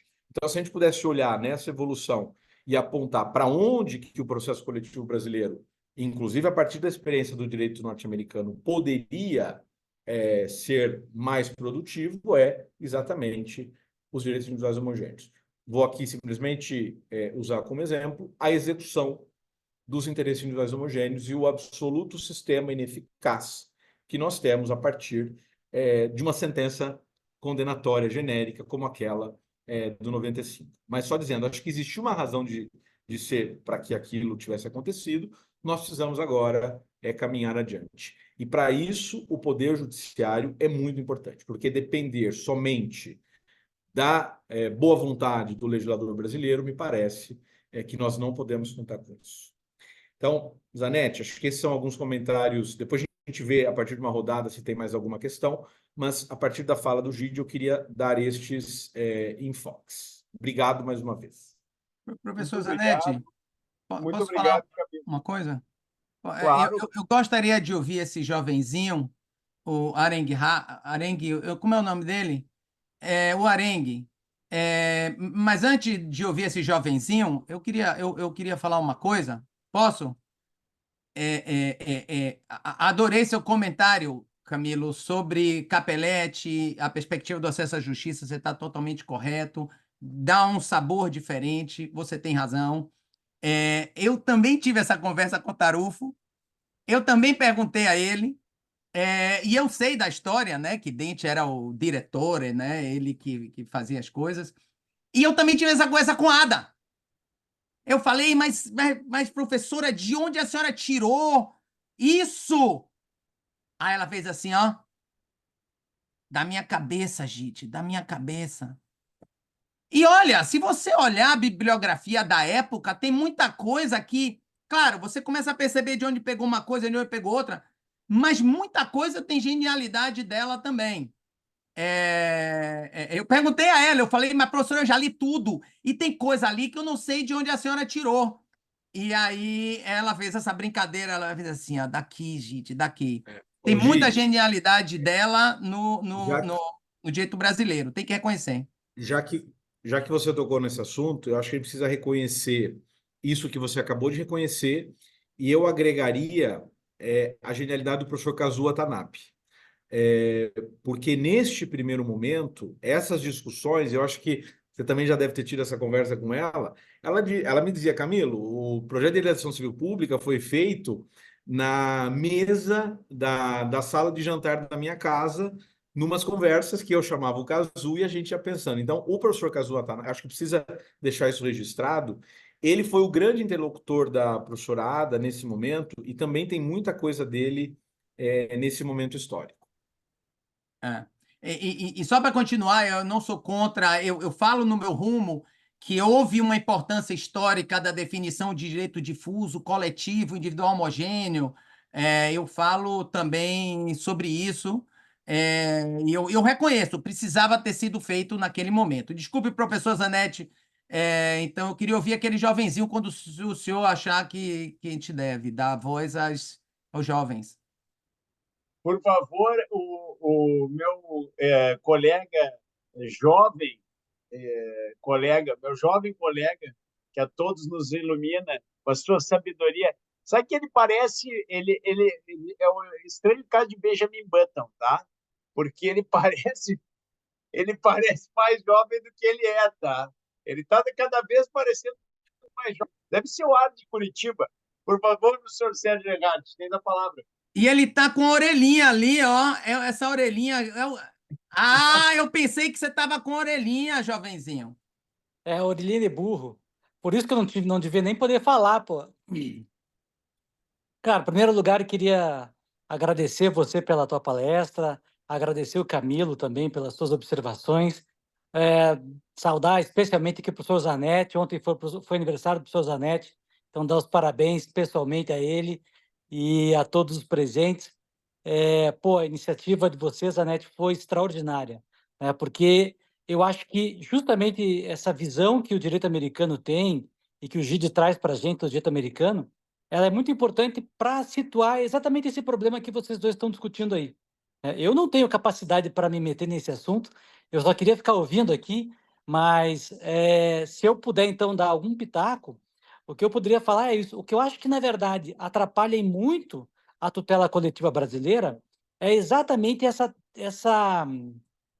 racionalidade europeia sobre um instituto que não tem uma origem europeia, sobre um instituto que tem um viés pragmático, né? E aí é exatamente aquilo que o Camilo havia falado, quer dizer, a gente fica ali tentando definir a coisa julgada coletiva sob a ótica da coisa julgada tradicional, a legitimidade coletiva sob a ótica da legitimidade tradicional. E aí a jurisprudência se perde, porque ela não tem condições de entender que uma coisa é uma coisa e que outra coisa é outra coisa. Eu acho que essa dificuldade que o Brasil tem, e é por isso que a teoria do processo coletivo brasileiro é super bonita, mas a prática do processo coletivo brasileiro é péssima, né? É uma experiência terrível. O Camilo mencionou esse julgamento aí, que a gente ainda está pendurado nele, da questão da Tem outra liquidação coisa, coletiva. não? Não? Desculpa, pessoal, um pouco de tolerância aqui com a internet. Às vezes alguém esquece o microfone aberto. Professor Sérgio, por favor. Nesse julgamento da questão da liquidação coletiva, da liquidação individual da sentença coletiva e a incompreensão que a jurisprudência traz em relação a isso, eu acho que reflete muito essa dificuldade, que é, eles não têm muito como entender o reflexo, às vezes, daquilo que eles estão decidindo, daquilo que eles estão compreendendo. Outras vezes também, é aquilo que também vocês colocaram, é a questão política, a questão da força política de uma tutela coletiva como essa, muitas vezes também o próprio judiciário não quer, né? Então, eu acho que a tutela coletiva, o legal dela, o bonito dela é justamente viver dentro desse ambiente entre dois mundos e tentar criar um mundo próprio. Eu também acho que a ação coletiva brasileira tem uma história muito bonita, tem uma força importante de grandes autores, né? Vocês mencionaram o professor Kazuo, a professora Ada, tantos outros professores que contribuíram muito para isso, né? Sem dúvida Nelson ofereceram um Neri. grande papel para cá. Oi? Nelson Sim, Nelson Neri. Neri e vários outros, né? Agora, eu acho que realmente há um problema aqui que é tinha um professor nosso aqui da faculdade, já é falecido, o professor Alcides Munhoz da Cunha. O professor Alcides dizia o seguinte, que a tutela coletiva brasileira dificilmente vai funcionar enquanto a gente não perceber que não nasce tutela coletiva da lei para a realidade. É a realidade que exige da gente a criação de instrumentos de proteção coletiva, né? E enquanto o judiciário não entender que a tutela coletiva é indispensável para a administração adequada da justiça, a gente vai continuar fazendo reforma na lei de tutela coletiva e elas vão continuar sendo mal compreendidas pela jurisprudência. Mas eu queria só agradecer vocês, dizer, pô, que eu fiquei muito feliz com as manifestações de vocês e eu espero a continuação dessa aula e as próximas também para aprender mais ainda. Obrigado. Valeu, querido amigo. Como sempre, uma brilhante intervenção. O professor Sérgio, ele tem esse jeito modesto de falar e sempre traz algum insight, algum detalhe, algo que tinha realmente necessidade de ser observado. Eu sou um realista esperançoso do processo coletivo, viu, Sérgio? Então, não chega a ser pessimista, sou um realista esperançoso, porque eu acho que a gente conseguiu algumas vitórias, especialmente algumas que o Camilo e eu temos participado ativamente aí nas lutas, que tu tem participado, e eu acho que a gente está avançando bem em alguns campos, né? E o projeto que nós conseguimos redigir pelo IBDP é muito melhor do que o projeto que foi sugerido pelo CNJ e corretamente criticado, seja pelo Camilo hoje e pelo GID em outras oportunidades. Tá? Mas, de tudo que foi dito aqui, eu acho que o brilhantismo brasileiro está no desenvolvimento de algumas soluções práticas. Foi nesse arranjo um pouco genial, um pouco de vanguarda, um pouco preocupado com o acesso à justiça, com a ampliação do acesso que a Ada, Kazuo e todos aqueles que vieram na geração anterior que configurou o modelo dogmático do processo coletivo, mas também, principalmente, contemporaneamente, nos últimos anos, as experiências práticas bem-sucedidas e os resultados dessas experiências que estão configurando o modelo processual coletivo brasileiro num modelo a ser ainda muito estudado e muito aprendido. É claro que a gente tem muitos desafios e a gente vai discutir todos. Então, a oportunidade de estar com o GID nesse evento, nesses vários encontros que nós vamos ter todas as terças-feiras, às 19 horas, a partir de hoje. Depois nós vamos ter o professor Sérgio Gerhardt debatendo, o professor Marcelo Abelha, a professora Suzana Henriques da Costa. Então, um time de excelência é justamente para que nós possamos ouvir esses grandes professores e refletir a respeito dessas aproximações, desses riscos e desses potenciais desenvolvimentos que o nosso direito processual coletivo pode ter. Então, eu queria agradecer muito a todos e dizer que a ideia é manter os encontros mais ou menos em 1h30, 2 horas no máximo. Hoje, como é o primeiro dia, eu não vou ser tão rigoroso e vou abrir a palavra para o professor Gide para ele responder as perguntas do chat e também abrir a palavra para os colegas todos que quiserem intervir, fazendo alguma observação por mais 15 minutos. Mas um dos segredos da internet, eu tenho insistido isso muito, professor Gide, nós mantermos nossos encontros em não mais de 2 horas, para que a gente possa realmente aproveitar bem esse tempo juntos e ao mesmo tempo, né, conseguir que todos vocês estejam aqui na semana que vem. Tá? Na semana que vem nós vamos ter mais discussão e debates. Obrigado, Lia, querida, pelos parabéns. Obrigado, Sérgio, pelos parabéns. Sabe que eu vou continuar comemorando aniversário até o final do ano. Então, podem me dar parabéns. Podem enviar presentes, como diz o Sérgio sempre, né, para a casa do Sérgio. Né? Ele está recebendo os presentes por mim, lá por delegação. Tá? Gide, tens a palavra. Veja, maravilha. Se alguém quiser fazer uma pergunta, abram aí as câmaras para a gente fazer um print, que está um momento tão legal. Quem puder abrir a câmera, abra para a gente fazer um print. Eu vou abrir para quem quiser fazer pergunta oralmente, eu acho mais legal, quero conhecer vocês. Eu vi uma pergunta que uma pessoa me perguntou aqui. Nós Deixa eu temos ver um outro colega muito querido, viu, gente, que eu me esqueci de mencionar, que é o Robson Godinho, promotor de justiça lá no MP do Rio de Janeiro, mas professor de direito processual coletivo, um dos grandes especialistas nesses temas que nós estamos discutindo aqui. Ele é a outra testemunha, além de você, da minha citação, de ser citado. No processo criminal foi ele, no processo civil foi você. Então, são pessoas que eu tenho que me viram chorar.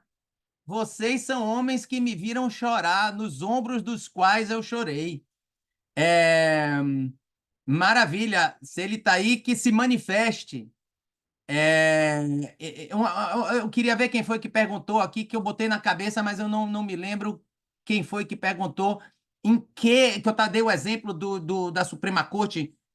Aperta um direito processual no ano, aperta 2 direitos materiais no outro, aí no outro ano aperta 2 direitos processuais, ou na parte da petição inicial, ou na parte da coisa julgada, ou numa parte, ou na outra, e vai assim apertando devagarzinho. E agora eles perderam a vergonha, né? Eu achava que a questão do aborto ia ser aos pouquinhos, terminou não sendo, né? E ele me perguntou, me dá exemplos disso. Tudo, tudo, tudo. Sabe aquela música? São tantas coisinhas miúdas, tá? São tantas coisinhas miúdas. Tem um acordo do asbestos, tem um acordo do tabaco, as decisões de Caetano, Ortiz, o que o Walmart fez na questão comum. Todo ano, quando eu vou dar aula de ação coletiva, eu tenho que trocar uma causa, né, um caso, e colocar outro. E quando o livro muda, ele vem com 12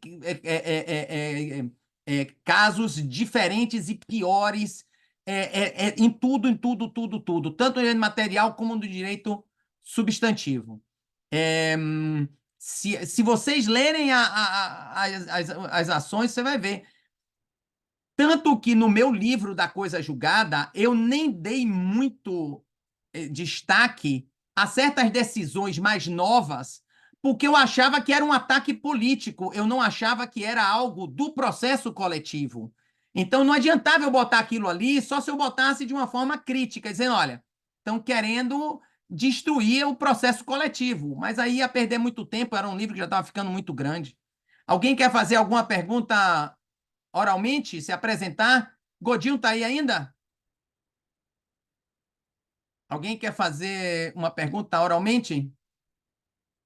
Estou aqui desde o início, Gide, Oh, meu te amigo! ouvindo e te vendo. Prazer. Ah, pode esquecer. Eu vou me Exatamente. esquecer de Arenharte porque eu sorri com ele, mas nos ombros de quem eu chorei eu não vou esquecer jamais.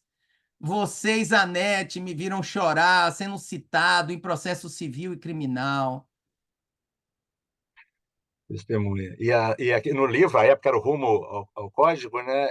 A dedicatória, eu tenho ele aqui, está aqui em algum canto aqui atrás, bem guardado, porque a dedicatória que na época você fez é uma dedicatória que transcende a questão jurídica e eu guardo muito, com muito carinho e emoção. Obrigado. Tem Publicamente. mancha de sangue ainda ou você lavou? Ou as Só lágrimas, só Só lágrimas de lágrimas. sangue? Quiser falar alguma coisa aí, meu amigo? Não, estarei em todos os encontros aqui e com as outras semanas a gente interage mais. Mas aproveito aqui para dar um abraço, Zanetti. Dei um abraço de aniversário já ontem. Camilo, Sérgio e todos os amigos acompanhando, e colegas. Maravilha. Se alguém quiser fazer algum comentário. O Robson tem que fazer o registro, já passo a palavra para ti, Diego. O Robson tem que fazer o registro, que aquela biblioteca dele é verdadeira, tá? Não cai não, viu, gente? Aquela biblioteca dele lá, aquela biblioteca lá é de respeito, viu? Não cai, ela tá firme lá. São as colunas que erguem o conhecimento. Por favor, Diego. Opa, boa noite, professor Guide, boa noite, professor Zanetti, Robson, Camilo, professor Camilo. Eu queria perguntar para o professor Guide, que tinha mencionado a questão do asbesto, né, do tabaco e essas litigâncias de massa, são litigâncias que acabam desencadeando em processo de insolvência e que, de certa forma, são tratados, ainda que chamar de um processo coletivo seria esticar demais o chiclete, mas eu queria saber se no direito americano já teve essa reflexão de ser alguma coisa relacionada com a class action, se um credor poderia ser tratado como tal. Eu queria saber na visão americana, porque tem alguns estudos aqui no Brasil, agora está engatinhando um pouco, aproximar essa área de insolvência com tutela coletiva. Obrigado. Principalmente aproximar a tutela coletiva, já vi no Brasil também com o processo estrutural, mas totalmente é um processo coletivo. Tanto que, desculpe, tem uma pessoa ligando aqui. Como o WhatsApp está no computador, faz barulho. Tanto que, se eu não me engano, na França, o processo de quebra se chama processo coletivo, se eu não me engano, mas é totalmente um processo coletivo. E um dos tipos de processo coletivo, ele é muito parecido com a insolvência, porque aconteceu alguma coisa aqui. O processo coletivo é muito parecido com a insolvência, porque no B1, olha, aconteceu alguma coisa aqui, eu não sei se alguém invadiu, viu? Só aconteceu no meu, foi? Alguém abriu o whiteboard? Pode continuar. A B1, ela é muito parecida com... Pô, eu fiquei nervoso porque uma vez invadiu e teve coisa pornográfica, eu já estava pensando, meu Deus do céu, o que é que vai acontecer nessa invasão aqui? A B1 tem uma parte que é assim, quando você... a indenização é maior do que o dinheiro que o réu tem, você vai ter uma ação coletiva indenizatória que não permite opt-out, que não faria sentido permitir o opt-out. É totalmente um processo de falência, de insolvência, porque você vai fazer uma prorata das pretensões de cada pessoa. Então, uma das formas da ação coletiva do tipo B1 é exatamente a insolvência. Então, é muito parecido a insolvência com o processo coletivo. Não deixa de ser um processo coletivo. Claro que quando é uma insolvência de uma empresa que tem vários credores, cada um tem um crédito diferente, não tem questão comum, ela não é uma class action, mas você pode chamar ela de um processo coletivo. E já tem gente dizendo que o processo de insolvência é um processo estrutural. Que é verdade, mas se a gente começar a usar estrutural para tudo, termina perdendo o fio da meada. Não sei se eu respondi a sua pergunta. Sim, perfeitamente. Obrigado, professor. Marcelo Luz, por favor. Boa noite, professor. Boa noite, professor Gide, professor Camilo. Quero parabenizar pelas exposições, foram excelentes, bastante proveitosas. Eu fiquei com a curiosidade quanto a um comentário do professor Camilo. Tratou brevemente, me pareceu em tom crítico, aos processos repetitivos, né, que estariam sendo acoplados aqui no direito brasileiro, de certa forma, tomando um pouco o lugar do processo coletivo. E aí eu queria ouvir os professores de qual seria a vantagem na adoção para os direitos individuais homogêneos da tutela coletiva em detrimento dos processos repetitivos ou vice-versa. Eu posso começar a responder, mas o Gide tem aqui uma posição que a gente tem muita sintonia em relação a isso. Mas é o seguinte, Marcelo, tentando ser bem sintético. Acho que demandas repetitivas não são absolutamente idênticas a direitos individuais homogêneos, porque há alguns direitos individuais homogêneos em que a controvérsia é sobre matéria fática e demandas repetitivas, pelo menos segundo a literalidade do Código, giram em torno de controvérsia sobre matéria de direito. Mas o fato é que existe na minha opinião, uma área comum entre essas duas figuras que podem ser tratadas tanto via processo coletivo quanto via mecanismos de demandas repetitivas, IRDR especial e extraordinário repetitivo. Nessa dicotomia de soluções, o código deixa muito claro que ele prefere o IRDR, os repetitivos, ao processo coletivo. E é onde que eu, pessoalmente, acho que tem um déficit de acesso à justiça aqui. É porque Bom, primeira questão, pode surgir um interesse do tribunal em julgar o IRDR ou o repetitivo de maneira contrária à coletividade, porque com isso ele mata todas as eventuais pretensões individuais. Por quê? Porque as demandas repetitivas geram um precedente, e como precedente devem ser aplicadas a todos os casos. Então, me parece que aqui já tem uma questão que pode colocar em jogo o próprio interesse do tribunal em conter o número de demandas, e a gente sabe que o Poder Judiciário brasileiro tem sido digamos, ator muito ativo nesse controle da litigância. Em segundo lugar, o Gide vai falar disso com certeza melhor até do que eu, é que quando um IRDE e um repetitivo é julgado, acolhendo a tese da coletividade, aqueles que não propuseram ação não vão ter vantagem nenhuma com aquilo. Eles precisam, para ter uma vantagem, ajuizar uma ação individual na qual eu vou aplicar. Se tudo der certo, vai ser aplicado um precedente, e aí sim. Mas veja que existe aqui um movimento. Guardadas todas as proporções, por favor, não quero ser mal interpretado, é quase que um opt-in. Por quê? Porque eu preciso, de alguma maneira, me ativar, contratar advogado, ajuizar, aderir àquilo que foi criado. Então, a minha crítica eu acho que eu acho que a gente só tem um sistema como esse porque a tutela dos individuais homogêneos não tem funcionado bem no Brasil. Acho que é um dos pontos que precisava ter melhorado, por conta exatamente dessa crise de efetividade. Então, essa, muito rapidamente, é a minha posição sobre esses instrumentos no direito brasileiro recente. O Camilo passa a bola para mim, eu também vou falar rapidamente, passar a bola para o jovenzinho Arenhar. Mas eu quero dizer uma coisa. Há uma campanha de extinguir a ação coletiva e tutela dos direitos individuais homogêneos e, em seu lugar, colocar a ação coletiva, desculpe, o IRDR, as demandas repetitivas, etc. Há uma campanha mais ativa mesmo.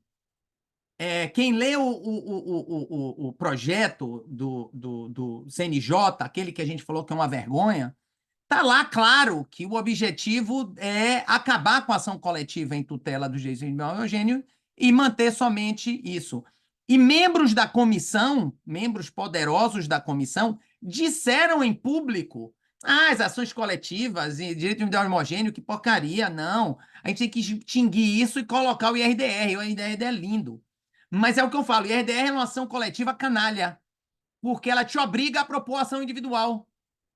Ela te obriga a propor, como o Camilo está falando, constituir advogado, pagar honorários, quando você poderia receber no seu banco, como eu recebi um cheque de $97 da Apple, como eu recebi um cheque de outras coisas, vários cheques em casa, ou como no Brasil o dinheiro vai para o fundo e você faz com que o réu pague tudo que causou e mande o dinheiro para o fundo.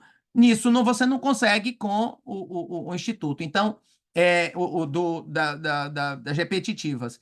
Eu fiz um artigo sobre o projeto do CNJ. Eu devo ter chamado, o título deve ser alguma coisa do tipo esse CNJ canalha ou alguma coisa do gênero, não me lembro. Estou brincando, não foi, mas devia ser. A minha conclusão final foi dizer que está na hora de criar um instituto, desculpe, uma comissão externa para fiscalizar o CNJ, que começou como uma comissão externa para fiscalizar o judiciário. Está na hora de a gente fiscalizar o CNJ. Porque aquilo que eles propuseram é uma loucura. Então, na minha página tem sobre o projeto CNJ. A maioria dos membros do grupo foram surpreendidos com o que aconteceu, escreveram artigos contra e tentaram sair do grupo do CNJ. Foi uma traição que aconteceu. E se Arenharte quiser alguma coisa, como ler o projeto CNJ, João? Boa pergunta. Eu posso te mandar. Entre no grupo e eu vou mandar o meu artigo e vou mandar o projeto CNJ. E aí vocês podem ver. Assim, canalice pura. Canalice pura.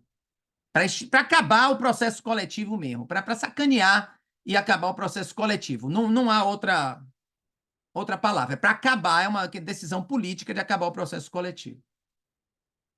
O Zanetti falou que o grupo dele fez um projeto melhor. Desculpe, Zanetti. Desculpe, mas qualquer porcaria seria melhor, viu? Então, dizer o meu é melhor que o do CNJ não é um elogio. Não é um elogio. Não fez mais que obrigação. Só para contextualizar um exemplo, o projeto do CNJ expressamente diz que a ação coletiva não interrompe a prescrição para as demandas individuais. Para vocês imaginem um projeto que pretende melhorar o sistema de processo coletivo, fazendo resultar a prescrição de todas as ações individuais se você não ajuizar essa ação. Uma regra como essa obriga exatamente o contrário de toda a lógica da economia processual do processo coletivo. É você ajuizar obrigatoriamente a ação individual além da coletiva para evitar o risco de prescrição. Só para dar um exemplo.